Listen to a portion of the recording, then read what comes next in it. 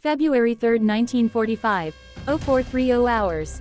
The skies over eastern Prussia scream with the wail of failing engines. Flak bursts bloom like deadly fireworks against the pre-dawn black, illuminating the massive silhouette of an unfamiliar beast lumbering through the clouds at 28,000 feet. Anti-aircraft gunners from the 12th Flak Division, hunkered in frozen emplacements near Königsberg, pump round after round skyward. Tracer fire arcs up, hungry for a kill. Inside the cockpit, Captain Harlan Reeves grips the yoke, sweat freezing on his brow despite the pressurized warmth. Mayday! Mayday! Engines 2 and 4 hit bad. Losing altitude fast. His voice crackles over the intercom to the 10 men aboard, each strapped in at stations that feel more like a flying fortress than any bomber they've known. The aircraft shudders, a colossal wingspan of 141 feet dipping as flames lick from the starboard nacelles. Below, Lieutenant Carl Fischer, commanding a battery of 88mm guns, squints through his binoculars. "What in God's name is that?" he mutters, the shape too big, too sleek for a Lancaster or AB-17. It's no ordinary raider. This is something new, something American, rumored in whispers from intelligence briefs. The gunners adjust elevation, shells exploding closer now. One punches through the fuselage, sending shrapnel rattling like hail. Reeves banks hard, but the superfortress, laden with fuel for a propaganda ferry flight from England to the Soviet lines, can't evade forever. "Brace for impact," he shouts. The ground rushes up. Snowy fields, dotted with pines, a makeshift airstrip abandoned since the Red Army's advance. The B-29 hits hard, skidding across the frozen earth in a spray of sparks and torn metal. The tricycle landing gear shears off, props bending like twisted fingers as the engines grind to a halt. Silence falls, broken only by the creak of cooling aluminum and distant sirens. You can almost smell the avgas leaking into the snow, feel the bite of the sub-zero wind whipping through the breaches. 11 Americans stumble out, hands raised, surrounded by Wehrmacht troops rushing from nearby bunkers. Oberst Hermann Graf, a veteran ace with over 200 kills, arrives by half-track within the hour, his Luftwaffe greatcoat dusted with frost. "Secure the perimeter," he barks to his men. "This is no ordinary prize. Notify Berlin immediately, tell them we've captured the impossible." Word races up the chain. Generalfeldmarschall Albert Kesselring's staff in Italy hears it first, then Reichsmarschall Hermann Göring himself, pulled up in Carinal, his morphine haze pierced by excitement. AB-29, intact, get our best to Rechlin at once. The aircraft, tail number 4265378, dubbed Silver Bullet by its crew, is a miracle of survival, damaged but not destroyed, its secrets waiting to be pried open. By midday, a convoy of flatbeds and cranes arrives under heavy guard, SS escorts scanning for partisans. The superfortress is winched onto rails, camouflaged under tarps, and hauled westward through bombed-out rail yards to the Luftwaffe's top-secret test center at Rechlin, 300 miles away. Engineers whisper in awe as it passes. Wings wider than a city block, a fuselage like a silver cigar, 4 massive props that dwarf anything in the German arsenal. At Rechlin, under the watchful eye of Test Director Oberstleutnant Klaus Hoffmann, a team assembles, pilots like Hauptmann Heinrich, Haney, Barr, fresh from Me-262 trials, and engine specialists from Daimler-Benz. Hoffmann, a wiry man with grease-stained fingers and a doctorate from Stuttgart, paces the hangar as the B-29 is towed in under floodlights. The air reeks of kerosene and ozone from arc welders repairing the strip. "Gentlemen," he announces to the gathered experts, "this is the enemy's crown jewel. The Boeing B-29. Superfortress. We've heard the rumors, pressurized cabins, guns that aim themselves, engines that roar like thunder gods. But now, we see for ourselves." Barr climbs the ladder to the nose, peering into the glazed bombardier's station. "It's like a greenhouse," he mutters. "They fly in comfort while we freeze in our 109s. The initial survey begins at dusk. Flashlights play over the skin, rivetless welds, smooth contours reducing drag. The bomb bays gape open, empty but capable of swallowing 20,000 pounds of ordnance. Hoffmann runs a hand along the wing root, feeling the strength of the single spar design. "Magnesium alloys, lighter than ours, stronger too." Whispers ripple through the team. How did the Americans build this? Intelligence had dismissed it as propaganda, but here it is, tangible proof of an industrial titan awakening. As night deepens, guards post sentries against Allied bombers overhead. Inside, the team pores over manuals scavenged from the wreck, diagrams of the Wright R3350 duplex Cyclone engines, each a behemoth with 18 cylinders churning out over 2,000 horsepower. But as they delve deeper, a chill settles unrelated to the winter cold. The sheer scale hits them. This isn't just a plane, it's a system, a weapon born of factories that churn endlessly, untouched by war's ravages. Hoffman pauses, staring at the intact radar dome. If they can build one like this, he says quietly to Barr, how many more are coming? The question hangs unanswered, a shadow over the triumph of capture. What horrors lie within this metal giant? And can Germany even comprehend them before the end? Rechlin, February 4, 1945, 0630 hours. Floodlights cut harsh shadows across the vast hangar floor as the first shift of Luftwaffe technical intelligence assembles around the captured B-29. The cold is bone-deep, breath clouds hang in the air like smoke from invisible cigarettes. Oberstleutnant Klaus Hoffmann stands at the nose gear bay, sleeves rolled to the elbows, a clipboard tucked under one arm. Around him, 20 specialists, metallurgists from Junkers, avionics men from Telefunken, structural engineers borrowed from Messerschmitt, wait in uneasy silence. The American machine towers over them, silver skin still gleaming under layers of transport grime and battle scars. Fresh snow has drifted against the starboard wheel well overnight, someone has already swept it away like an insult. Hoffman clears his throat. We have 72 hours before the next Allied raid turns this place into a torch. Every second counts. Teams Alpha through Delta, begin external survey. Charlie team, you're on the power plants. I want torque values, compression ratios, anything we can measure without tearing her apart yet. He points to the nearest right R3350. That engine alone is bigger than most of our fighters. Start there. Hauptmann Heinrich Barr is first up the ladder into the forward pressurized compartment. He ducks through the hatch, boots clanging on the aluminum floor plates. The interior smells of burnt wiring, hydraulic fluid, and something faintly chemical, perhaps the oxygen system. Dim emergency lights glow red along the ceiling. Barr's flashlight sweeps across instrument panels that stretch wall to wall. Dozens of glowing dials, switches labeled in crisp English block letters. APS 13 tail warning radar, he reads aloud, voice echoing slightly in the sealed space. They knew we were coming before we fired. He touches the glass of the Norden bomb site housing, still intact, lenses fogged with condensation. A low whistle escapes him. This thing could thread a needle from 5 miles up. Down below, engine specialist Lieutenant Werner Stahl kneels beneath the number 3 nacelle, prying open an access panel with a flathead screwdriver. The cowling swings down with a metallic groan, revealing a forest of piping, wiring, and the massive 2-row radial heart. Stahl stares. 18 cylinders. Turbo superchargers the size of small car engines. Duplex cyclone, he murmurs, reading the data plate. 2,200 horsepower at takeoff, with water injection, they claim 2,800. He glances at his assistant. Our BMW 801 barely touches 1,700 on good days. And they have 4 of these beasts pulling a pressurized cabin at 30,000 feet. The realization settles like lead. German bombers still struggle to reach 20,000 without oxygen masks. This machine cruises higher, farther, warmer. By 0900 the pressurized cabin has been breached.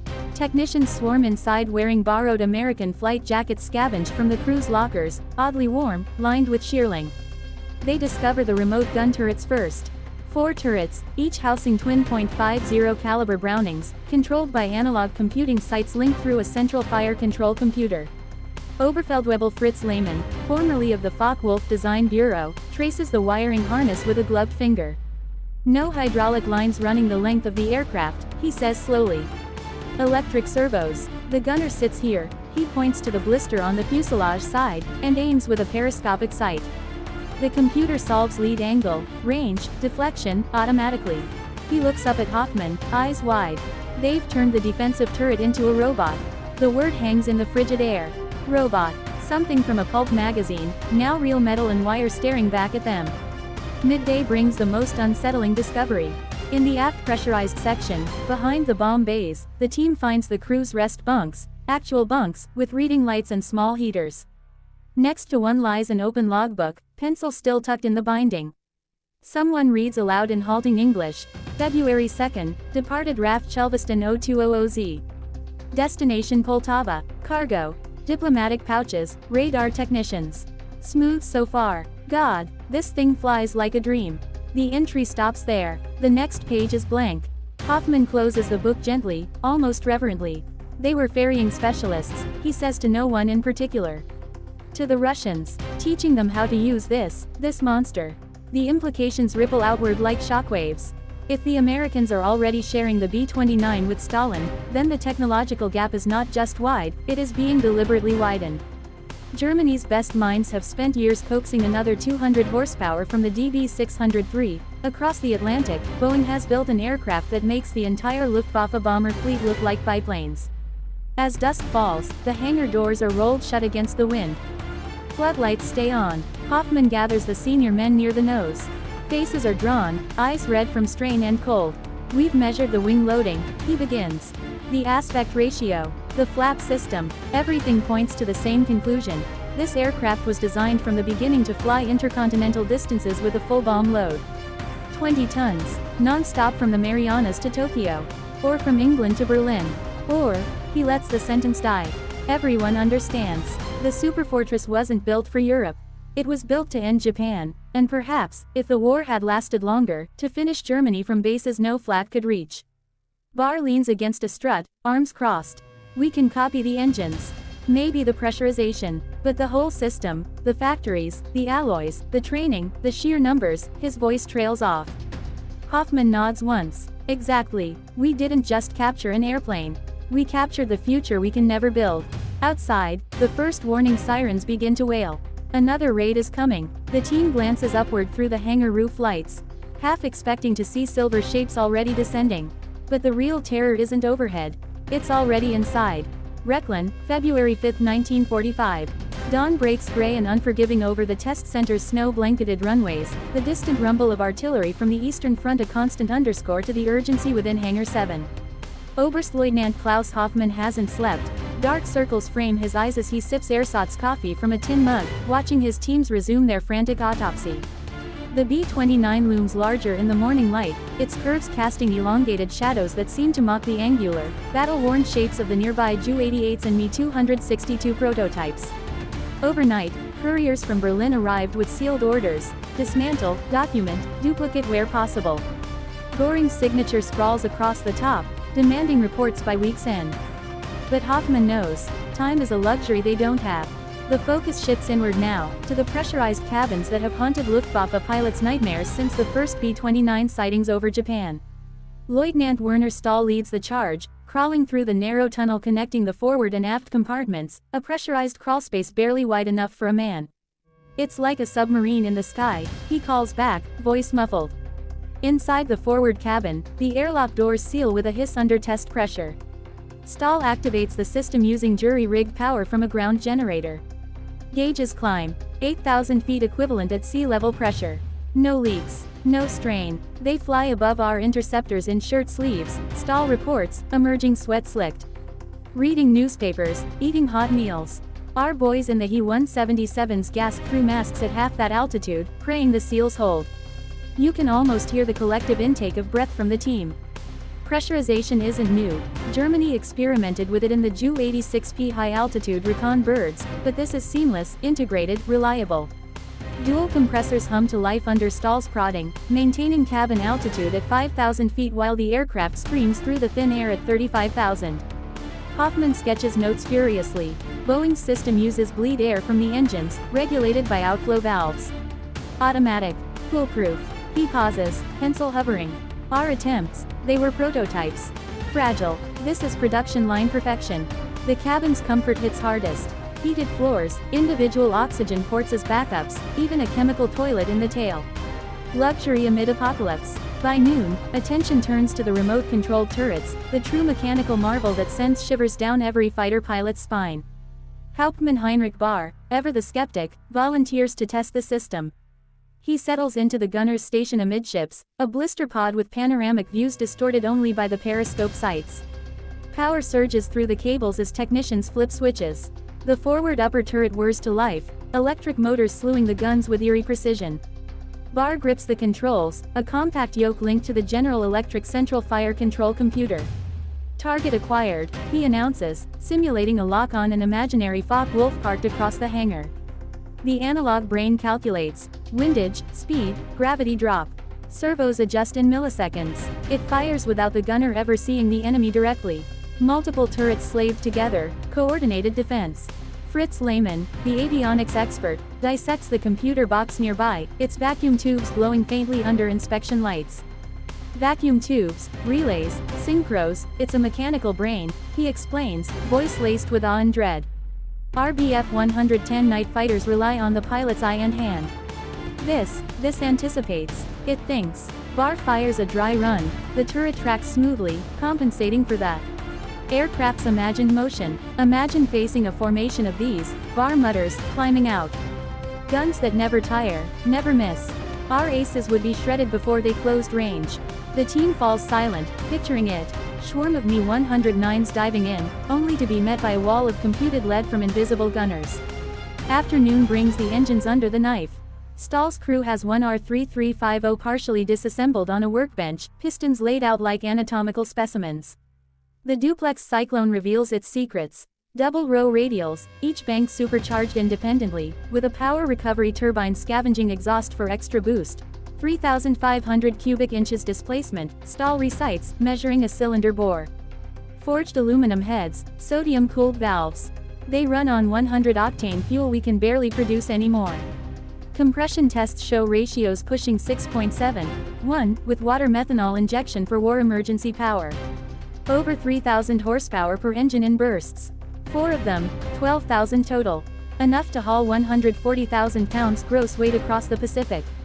Comparisons sting. Germany's Jumo 213 peaks at 2,000 horsepower, plagued by shortages of high-grade alloys. The B-29's engines use chrome molybdenum steel, heat-treated to withstand temperatures that would melt lesser metals. And the props, Stahl adds, pointing to the Hamilton Standard 4-blade Constants, 16 feet in diameter, reversible for short landings. Feathering, sinking, all electric. A young mechanic, fresh from Daimler-Benz apprenticeships, shakes his head. We've been fighting with wooden props on our late Model 109s. Splintering under stress. This is untouchable. As evening shadows lengthen, Hoffman compiles the day's findings in a makeshift office cornered off by crates. Pages fill with diagrams. The B-29's range, over 3,000 miles with bombs, dwarfing the He-111's 1,200. Speed, 357 miles per hour top, faster than many German fighters at altitude. Ceiling, 31,850 feet, where the air is too thin for most interceptors. But it's the integration that crushes spirits, the way every system interlocks, from the auxiliary power unit to the de-icing boots. This isn't evolution, Hoffman writes in his report. It's a leap, born of endless resources. Rubber from Brazil, aluminum from Canada, electronics from Bell Labs. America's war machine doesn't tire. Barr joins him, lighting a cigarette against regulations. We've captured their wonder weapon, he says softly. But what good is it? The Führer's miracle weapons are paper dreams. This is real, and there are hundreds more. Hoffman seals the envelope, addressed to Göring. Outside, searchlights sweep the sky as bombers drone closer. The team braces for blackout. But the deepest darkness is in their minds. If this is what the Allies wield now, what comes next? Rechlin, February 6, 1945. The test center awakens to the acrid scent of burning oil from last night's raid. Allied Lancasters had skirted the edges, dropping flares that lit the sky like false dawn but sparing the hangar by a hair. Oberstleutnant Klaus Hoffmann rubs grit from his eyes, his uniform rumpled from a cot in the corner. The B-29 stands sentinel, partially eviscerated now, wires dangling like exposed veins from open panels. Reports from the night shift clutter his desk. Metallurgical analyses, radar frequency scans, even crude blueprints traced by hand. But the data tells a story no one wants to hear. Göring's adjutant had telephoned at midnight, voice laced with urgency, the Reichsmarschall demands progress. Can we fly it, copy it, use it against them? Hoffman's reply had been measured, but inside, doubt coils like smoke. The morning's work plunges into the avionics bay, where Fritz Lehmann and his electronics cadre huddle over the AN/APQ-13 bombing radar. The unit, salvaged intact. From the nose, hums under auxiliary power, a black box the size of a footlocker, packed with waveguides and cathode ray tubes. Lehmann adjusts a dial, a green glow flickers on the scope, painting ghostly returns from test reflectors placed around the hangar. Ground mapping mode, he explains, voice hushed as if in church. It sees through clouds, paints targets with X-band precision. No more blind bombing like our Pathfinders over London. He switches to navigation. The screen resolves distant landmarks, lakes, rail lines, despite the overcast outside. They drop from Angel's 30, unerring. Our Lorenz beams are toys by comparison. Hauptmann Heinrich Barr, nursing a bruised ego from yesterday's turret demo, climbs into the pilot's seat for a systems check. The cockpit envelops him. Dual yokes, throttle quadrants for 4 engines, a dashboard alive with instruments, altimeters, airspeed indicators, even a flight engineer's station monitoring fuel transfer between 13 tanks. Barr flips the master switch, hydraulics whine as flaps extend on command. Electric backups for everything, he calls down. If hydraulics fail, servos take over. Redundant, unkillable, he thumbs the autopilot controls, linked to a Sperry A-1 Euro system. This flies itself, holds course, altitude, even compensates for crosswinds. Memories flash. His own Me-262 test flights, where a single glitch meant auguring into the dirt. Here, safety nets everywhere. You can almost taste the bitterness in the air. Germany's wonder weapons, the V-2, the jet fighters, were desperate gambles, rushed and flawed. The B-29 feels deliberate, polished, the product of years and billions untouchable by blockade or bombing. Mid-morning, the structural team bores deeper. Under the wings, they expose the Fowler flaps, massive extensions that double lift for short takeoffs. Measurements confirm. A wing area of 1,736 square feet, loaded at just 74 pounds per square foot. RDU 217 wings buckle under less, one engineer mutters, calipers in hand. They sample the skin, flush riveted duralumin, treated with outclad corrosion resistance. Metallurgist drive. Elsa Vogt, one of the few women in the group poached from IG Farben, examines shavings under a microscope. High-purity aluminum alloys, with magnesium and zinc traces. Heat treated to T6 temper, stronger than our 2024 equivalents, yet lighter. She looks up at Hoffman. They mine bauxite from Arkansas, refine it in plants the size of cities. We scrape scraps from occupied France, ration to the bone. The bomb bays yield more revelations. Dual bays, each 28 feet long, rigged with electric releases for precision drops. Capacity, up to 20,000 pounds, including the rumored earthquake bombs, or worse, whispers of atomic projects filter through intelligence channels, though no one dares voice them. Lieutenant Werner Stahl, shifting from engines, inspects the shackles. Modular, can carry incendiaries for firestorms over wood cities, or high explosives for bunkers. And the range, with external tanks, 5,000 miles. Eyes widen. From bases in India to Berlin. From the Aleutians to Moscow. The superfortress isn't a tactical bomber, it's strategic Armageddon on wings. Lunch is a hurried affair, black bread and watery soup in the hangar shadow. Conversation turns grim. Barr shares a cigarette with Lehman. Remember, 43, our factories hummed with FW-190s. Now, bomb craters and slave labor. Lehman nods. This B-29, it's not just tech. It's proof. America's untouched. Rivers of steel from Pittsburgh, rubber from Detroit. We fight with prototypes, they mass produce miracles. Hoffman overhears, joins them. Intelligence says they've built over 200 already. More coming. LeMay's firebombing Japan from the Marianas, cities ash and nights. The words land like flak bursts. Germany's cities smolder too, but from waves of fortresses and liberators. This new breed, untouchable. Afternoon dissection uncovers the defensive suite's crown, the tail turret, with its own radar for rear warning. Barr tests it. The dish spins, pinging echoes off hangar walls. It spots pursuers at 10 miles, slaves the guns automatically. Chills run down spines. Luftwaffe interceptors rely on visual spotting, closing to cannon range. Against this, they'd be blind prey. As twilight creeps in, Vogt presents alloy tests. Tensile strength 70,000 psi, beyond German capabilities without rare metals like tungsten, hoarded for tank armor. We could replicate parts, she concedes, but not the whole. Not in time. Hoffman drafts his final report. The B-29 embodies Allied superiority, industrial, technological, inexorable. He seals it, knowing it'll reach Goring's desk amid delusions of victory. Outside, flurries whirl as sirens test. The team glances at the American giant, its innards splayed. Triumph of capture has curdled to despair. If this is the enemy's now, what unspeakable evolutions lurk in their labs? And how long until those shadows fall on the Reich? Rechlin, February 7, 1945. The hangar doors creak open to a world transformed. Fresh bomb craters pop the perimeter fence from the latest nocturnal visitors, and the air carries the tang of cordite mixed with pine resin from shattered trees. Oberstleutnant Klaus Hoffmann steps out briefly, scanning the horizon where Soviet guns boom like distant thunder, closer now than yesterday. Inside, the B-29's disassembly accelerates under his orders. Time erodes like sand in a storm.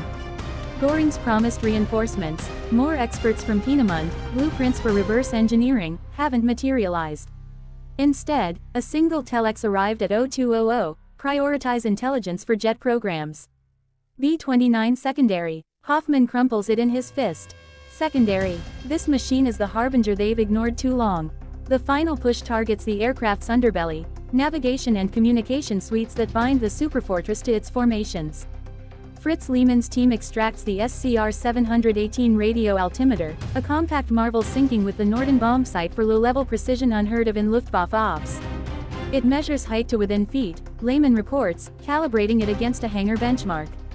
The needle steadies flawlessly. Combined with the radar, blind drops over fog targets, night or day.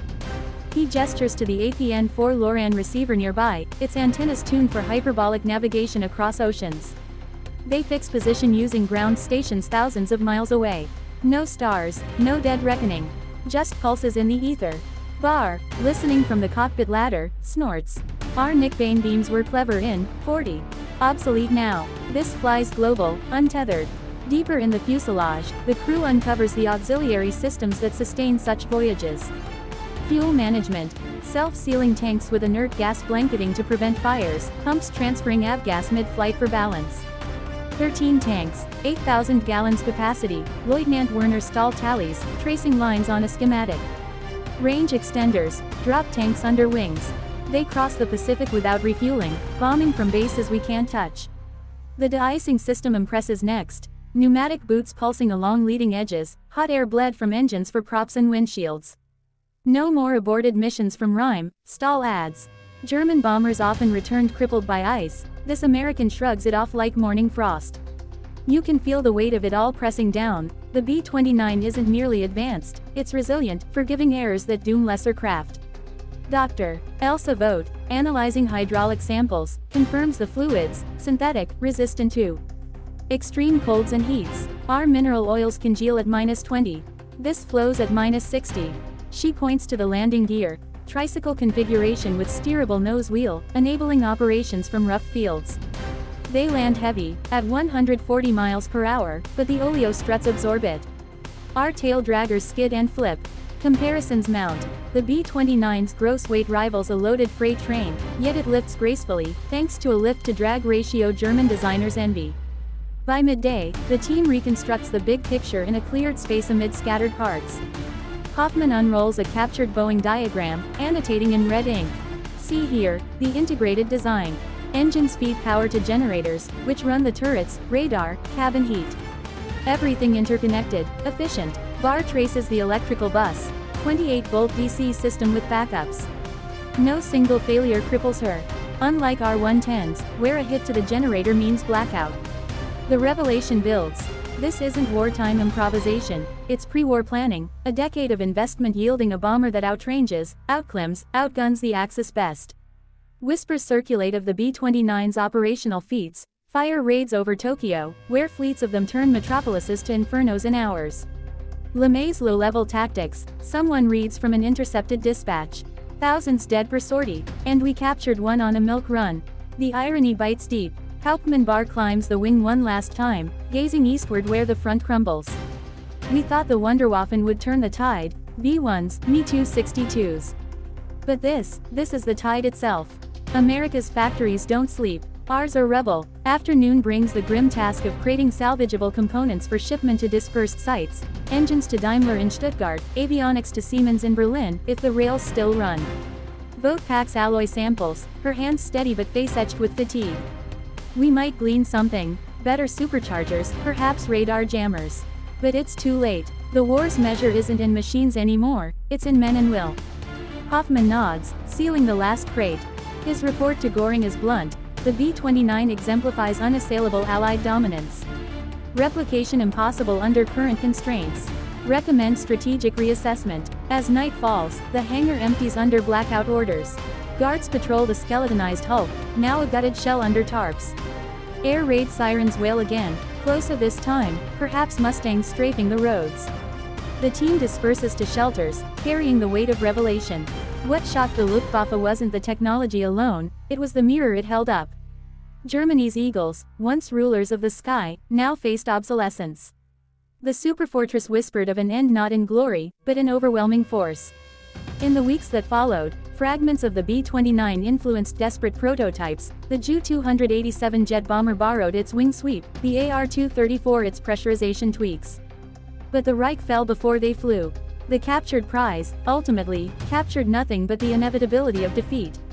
And in the ashes of Berlin, as Allied boots echoed through the ruins, the echoes of that silver giant lingered, a testament to the surge that sealed the fate of empires.